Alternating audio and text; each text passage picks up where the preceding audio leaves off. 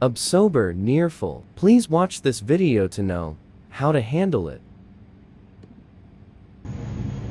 Click continuously in the following order: Settings, 2864. Next, enter the number 80. Press the Mono button. Find the Purge Count menu.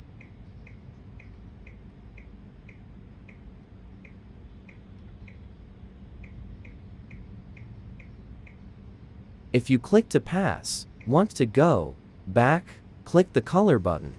Then enter 2783 to clear counter. Exit maintenance mode, press the stop button and enter 99.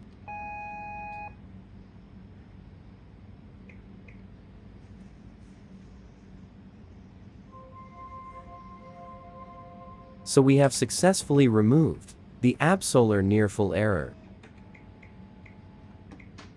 Thank you for watching the video. Please subscribe to the channel to support us and watch many other useful videos.